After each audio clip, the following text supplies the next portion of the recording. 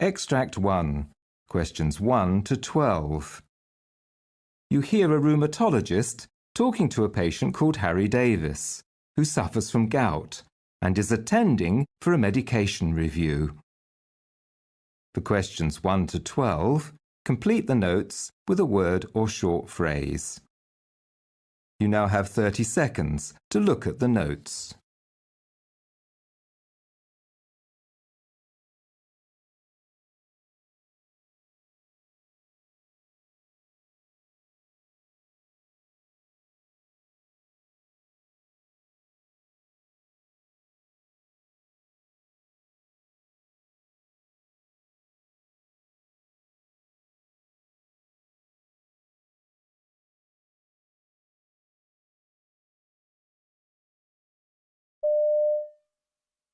Now, Mr. Davis, Yep. I understand your GP has referred you to me so that we can review the medications you're taking for your gout. That's right. So, tell me a bit about this gout. When did it start? Well, my first serious attack was last year. My wife and I were on holiday and I woke up one morning with a really bad pain in my left knee. Well, I never thought of gout because I always assume that just happens somewhere like your big toe, and anyway, I'm only 40. I thought it was something only old people get. So anyway, it was all red and swollen and I decided it must be an insect bite. But I couldn't think how that might have happened, without me feeling something at the time. Or my wife suggested it might be something to do with the pills I take for my cholesterol. Unlikely, I think. But anyway, the pain didn't get any better. In fact, quite the opposite. I started to get frightened because I thought it might be a sign of something really serious. It was excruciating. So my wife thought I needed to get some help. So she phoned the local clinic and told them about my symptoms. They told her to bring me in. It was a good thing she was there. I was in too much pain to drive. I mean, I could only just manage to walk from the house to the car. Anyway, when we got there, the doctor took a look and said he wanted to take a blood sample. He said it might be an emergency because it looked as if it could be septicemia. So then we got really frightened. But about an hour later, they came back and said no, it wasn't, thankfully. But they thought I had gout. So actually, at that stage, we were quite relieved. Yeah, I can imagine. And the doctor asked if I'd ever felt anything like it before. Well, actually, then I remembered that in the winter, I play quite a bit of rugby and sometimes I'd get some soreness in the same place the day after, but I just thought I'd sprained it or something, and it would go away after a couple of days. But this pain's much worse, and it comes even when I've been resting. I've had it quite a few times since my first attack. Right. So, what have you been taking to deal with the pain? Well, at first the doctor at the clinic suggested I took some anti-inflammatories, but I can't say they made much difference. So when I got the next attack, I was at home, and I went to my GP. She suggested I took... I can't remember the name, Col something? Colchicine? That's the one. So that dealt with the pain better, but it gave me awful diarrhoea. Yeah. I'd never take it again. And then I had a really bad attack. I think the doctor had got to the stage where, she was already giving me really powerful medicines to no effect. So she gave me liquid morphine to take. It made me feel quite sick, actually. And I was a little bit away with the fairies, walking around not quite knowing where I was. Right. Did you try any other sort of treatment apart from the medications? Yes. My GP said I could try using an ice pack, and that did make a bit of difference, but you can't have it on all the time. So anyway, after that, she said, let's try allopurinol, see how you get on with that. So I started taking that, but I didn't get on with it. It gave me a skin rash, so I rang her up and she told me to stop taking it, that I'd better see a specialist. So here I am. Is there anything more you can do? Well, I'm sure we can find something, maybe a combination.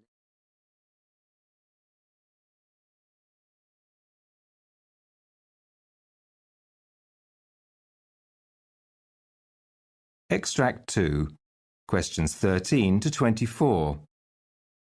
You hear a doctor in an emergency department talking to a patient called Gail Kennedy. For questions 13 to 24, complete the notes with a word or short phrase. You now have 30 seconds to look at the notes.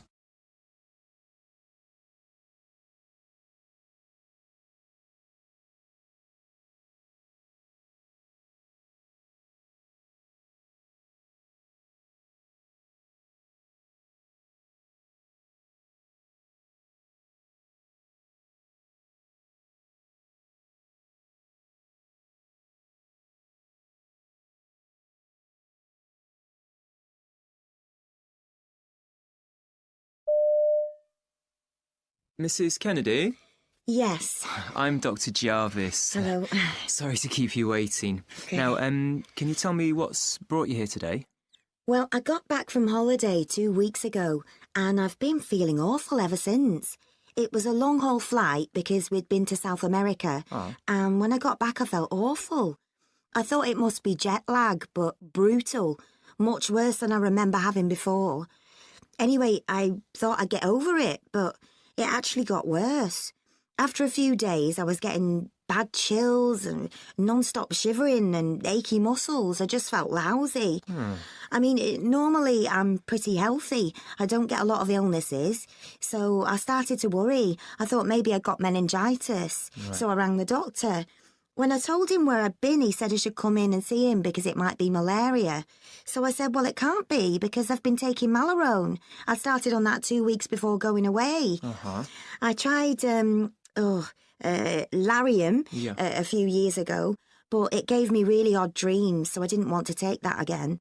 Anyway, the doctor said some sorts of malaria are resistant to these drugs, and I know I did get a few bites when we were there.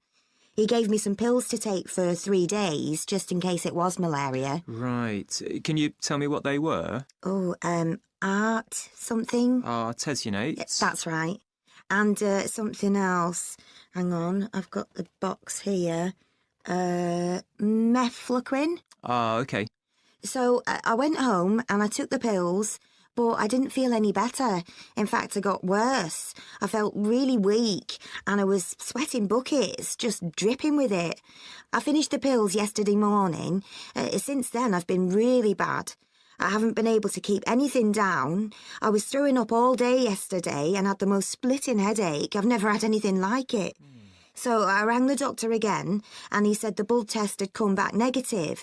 But if I wasn't feeling better today, I should come into the emergency department and get some more tests done. Right. Well, I'll just do a brief examination. Okay. You want to pop over there? Okay, so your skin's a good colour. I can't see any sign of jaundice, and your breathing's sounding pretty good. You haven't had any episodes of breathlessness, have you? No. But yesterday, my heart was really racing. Yes, there is some evidence of that now. And something else. All this week, I felt as if there was something scratchy in my eyes, like sand or something, and they feel really dry. I see. And have you had any abdominal discomforts? Well, there's no pain, but I don't have any appetite. I can't really keep anything down, like I said. Right. Now, apart from taking the anti-malarials, did you have any vaccinations before you went away? Yeah, I had all the injections. Typhoid and what else? Not yellow fever, because I'd already had that before. But I did have one for hepatitis A. Yeah. And they were fine. I don't usually have any problems with things like that. Then, while we were away, I did get cold sores all over my upper lip. I've had them before, and I'd got some over-the-counter stuff for them, so I just used that. Right. Apart from that, I was fine during the holiday. I'm normally very healthy. I did have breast cancer a few years ago. That was in 2011. I had a lumpectomy, so I was taking tamoxifen for 5 years. But I don't have to take it now. Okay. So it's possible that this might be a reaction to certain drugs, but we'll need to do some more tests first.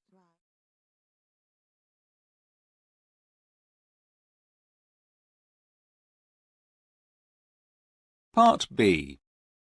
In this part of the test, you'll hear 6 different extracts.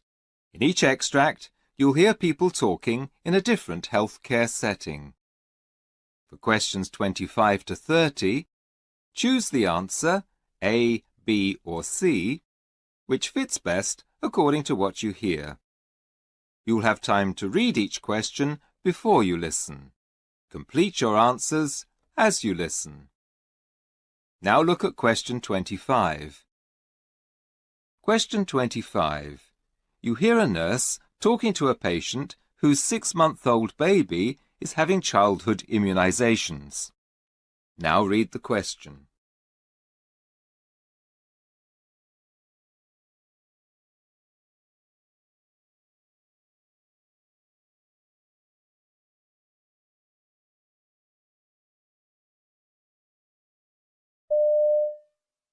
Thank you for bringing him today. So, he's having the 6-in-1 vaccination, which will protect him against 6 very serious diseases: whooping cough, tetanus, polio, hepatitis B, diphtheria, and Haemophilus B. Now, before I go any further, I'd like to make it clear that there's no risk whatsoever of your baby contracting any of these diseases from the vaccination, as it doesn't contain any live organisms. You may notice a few side effects, which could make him feel a bit irritable for a few days afterwards. There might be a slight red swelling or small bump at the injection site, and his temperature might be slightly higher than usual. If he develops a fever, keep him cool by giving him cold drinks and removing any heavy clothing. You should contact the doctor immediately if his temperature goes above 39 degrees. This is the first of 3 doses he'll be getting to ensure strong immunity. Each dose increases his immune response, and he'll need all of them. Okay.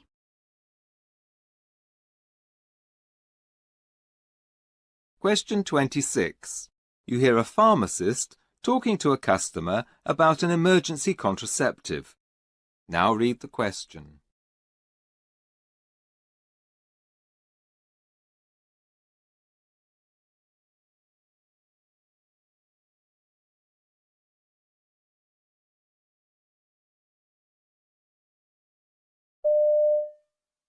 You should take this as soon as possible. It might make you feel a little bit queasy, but if you're actually sick within 3 hours of taking it, you should go back to your doctor as you'll need another dose. Oh, really? How likely is that? It doesn't usually take much to upset my stomach, and I'm about to start a long shift. There's no way my manager will let me off to see a doctor. Well, if you're really worried, I can give you something over the counter, but you might still feel nauseous, and it'll probably make you a bit drowsy. Oh, it doesn't matter. I'll just have a coffee and take it easy. I can't risk throwing up, though. I don't want to have to take more time off for another appointment. It's really inconvenient.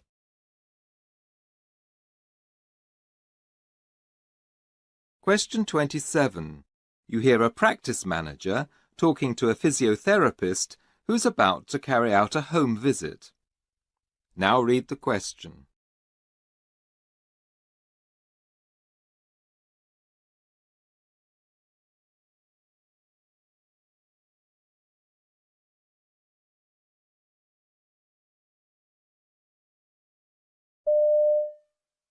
Mrs. Rumble hasn't come to any of her appointments so far, and we're not quite sure why.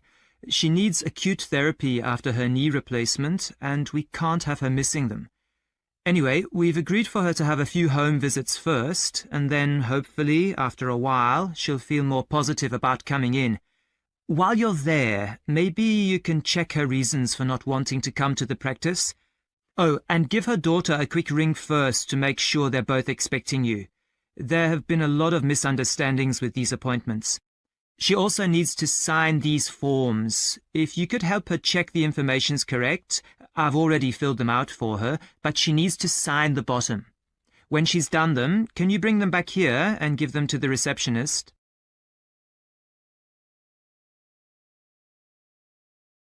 Question 28. You hear an occupational therapist talking to a patient who's recently suffered a stroke. Now read the question.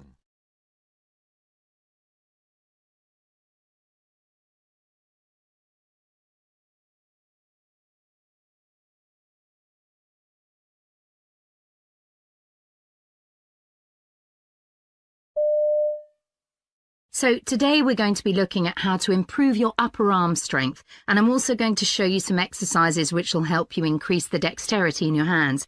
Is there anything in particular that's causing you concern or discomfort? Well, my left hand is the main problem. I feel like I can't rely on it. It's all weak and wobbly, and sometimes it suddenly goes floppy, or the muscles will go tight and start twitching and shaking about all on their own. There's nothing I can do about it. I can't grip things properly either, and of course I need the other hand for my walking stick. I really don't want to end up having an accident because I've not been able to pick up a cup of tea or hold on properly to a stair rail or something like that.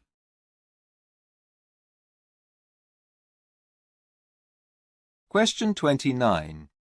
You hear a GP talking to a patient at a community practice.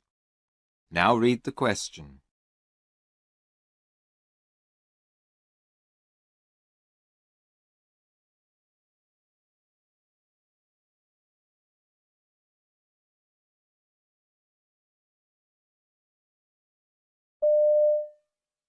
So I understand that my 15-year-old daughter came to see you a few days ago. I don't want to snoop or betray her trust, but I would like to know what the rules or laws in England are regarding confidentiality. I mean, surely as her parent, I'm allowed to know what's going on. Well, under 16s are entitled to come and see us in confidence if they're believed to be competent enough to fully understand the situation. We don't disclose information, even if it's extremely sensitive, unless there's a grave risk of serious harm. But how am I supposed to look after her properly if she's really sick and hiding it from me for some reason? I'm not happy about this at all. I wonder why she's not telling me. We would always encourage a young adult to discuss issues with their parents, but in extreme cases, yes, the law does require us to report information in order to protect the patient.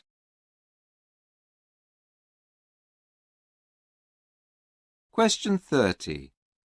You hear a senior nurse talking to the staff at a care home about the use of hoists. Now read the question.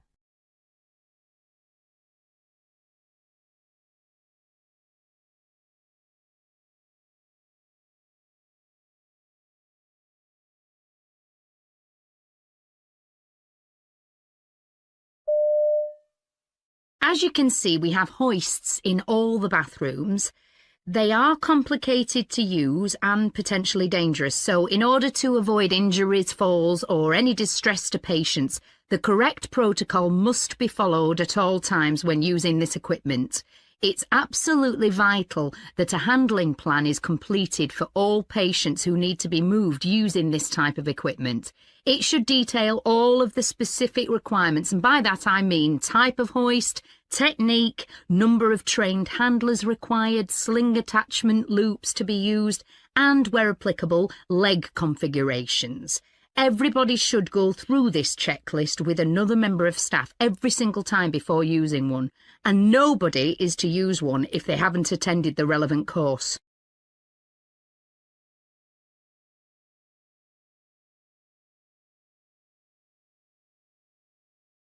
This is the end of Part B. Now look at Part C. Part C. In this part of the test, you'll hear two different extracts. In each extract, you'll hear health professionals talking about aspects of their work. For questions 31 to 42, choose the answer A, B or C, which fits best according to what you hear.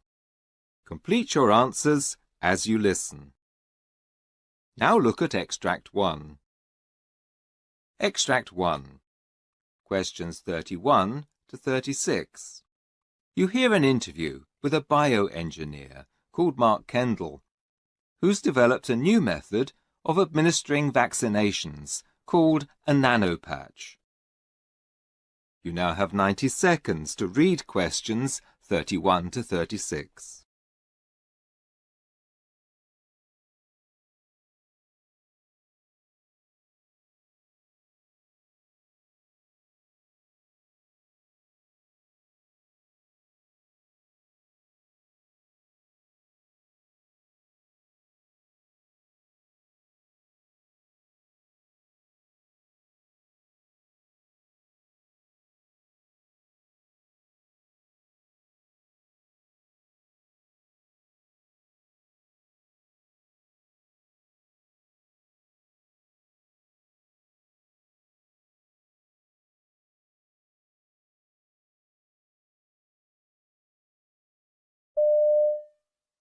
Today I'm with biomedical engineer Mark Kendall, who's developed new technology called a nanopatch for delivering vaccinations. Mark, why is this new innovation necessary? The needle and syringe method is more than 160 years old. It has made a huge contribution to increasing life expectancy, but we can still do better. The needle itself causes all sorts of problems. It's estimated that up to 20% of patients in Australia have a phobia of needles and don't get vaccinated against deadly diseases.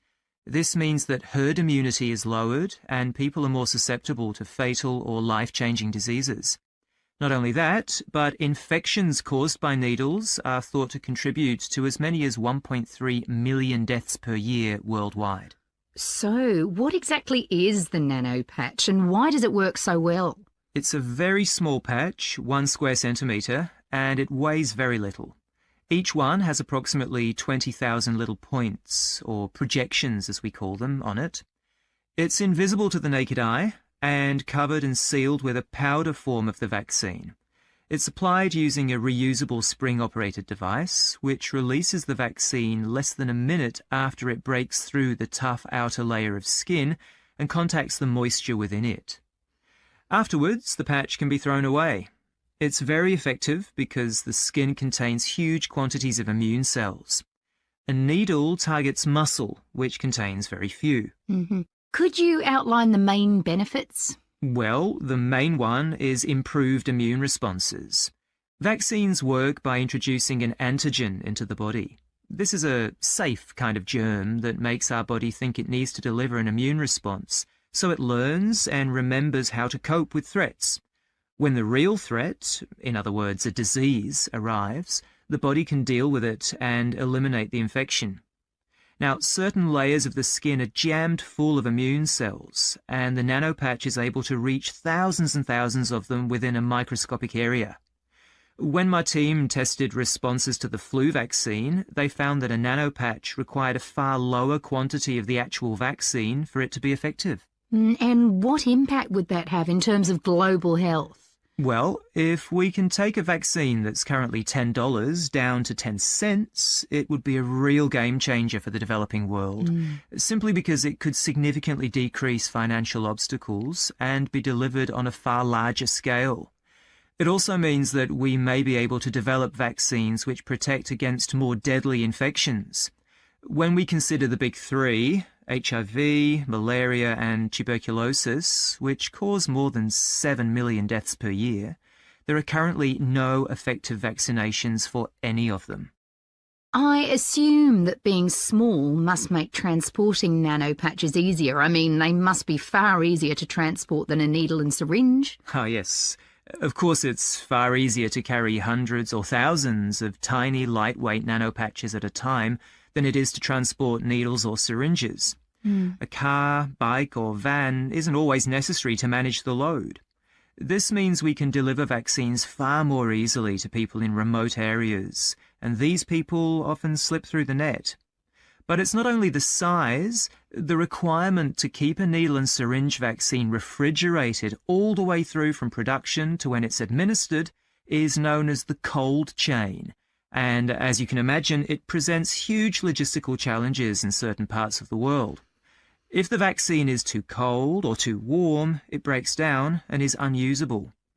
It's estimated that as many as half the vaccines in Africa aren't working properly due to a breakdown in this system. Because the nanopatch is dry rather than being a liquid, the cold chain isn't necessary. Why did you decide to trial the nanopatch in Papua New Guinea? Well, Papua New Guinea struggles with a lot of the key obstacles to vaccination and reflects the medical and climatic conditions of much of the developing world. There's the logistics, for example. Papua New Guinea has only 800 suitable refrigerators, and many of these are old, in disrepair, or in the wrong locations. Not only that, but the country has unstable energy provision, which makes refrigeration even more difficult. But our main reason for trialling the nanopatch there was that the country has the highest incidence in the world of young women with the human papillomavirus, or HPV as it's known. This is one of the leading causes of cervical cancer, yet the vaccine is unavailable because it's too expensive.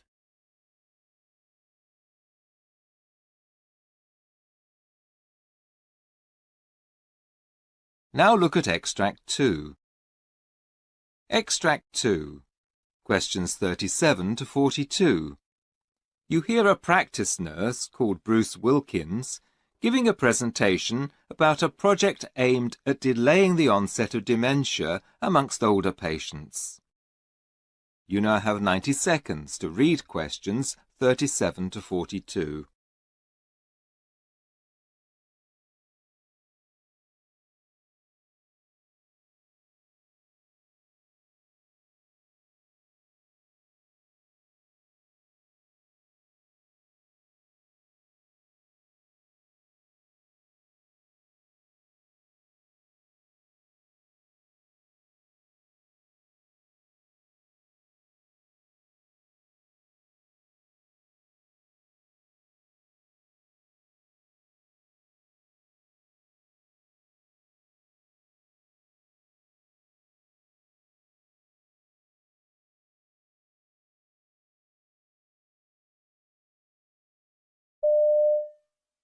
I'm here today to talk about a new project at our practice which we hope will delay or even prevent the onset of dementia in our patients.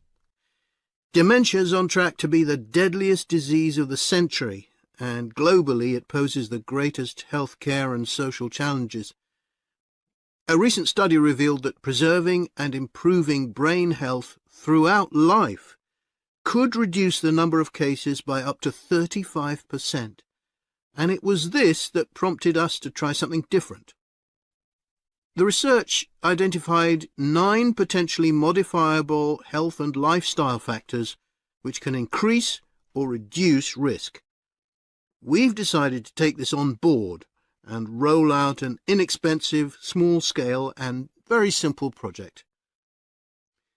The starting point was to get as many patients as possible to go for a test with an audiologist.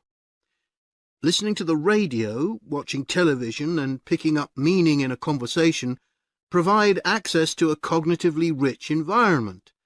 This helps to build something called cognitive reserve, where the brain strengthens its networks and makes it more resilient to deterioration in later life.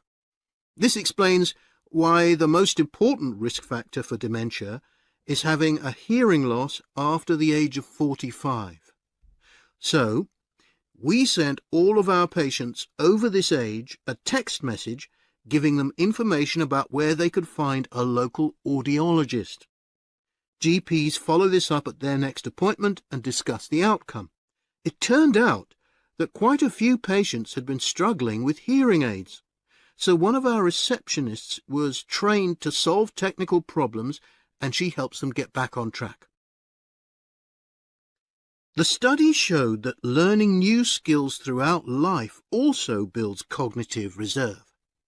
Certain activities have been found to offer particularly effective protection because they form and strengthen brain synapses, and I'm convinced that the most efficient two are learning a foreign language or a musical instrument. So the second thing we did was set up 2 free learning groups for anyone over the age of 45.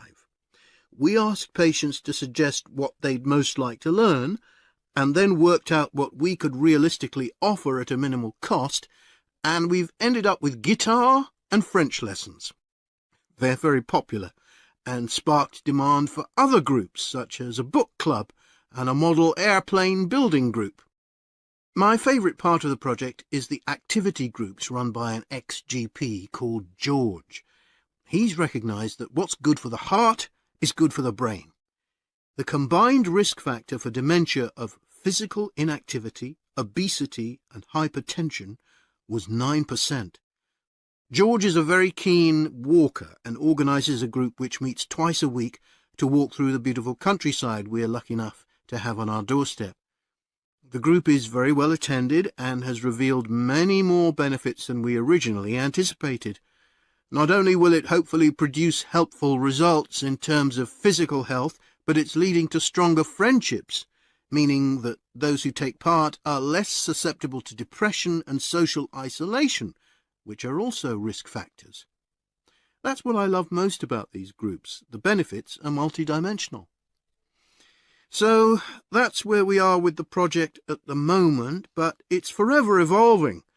We've been contacted by other local practices who are interested in setting up similar schemes and hope that In the future, we'll be able to work together in terms of sharing good practice, offering a wider range of groups, and building attendance. The next thing on our list is to reduce the number of smokers at our practice. This would lead to huge benefits across the board, so finding an alternative to the usual cessation groups, which are very poorly attended, would be a game changer, not only financially but practically too. Ultimately, I'd like to see ideas like ours being shared more freely at a national level. We could be missing out on opportunities that would make a huge difference. You may be thinking that the outcomes of our project are unlikely to be dramatic, and the findings of the study are unlikely to be replicated exactly, but because we see the far-reaching effects and terrible strain the disease puts on family, carers, and the health service, we believe that even the smallest improvement would significantly benefit our community and potentially our society as a whole. There's nothing to lose, and so far participants have only gained in terms of new skills and friendships. I think the findings revealed in the study tell us it's time we change the way we tackle dementia, or at least try. Otherwise, we risk allowing dementia to shape our society and the course of our lives.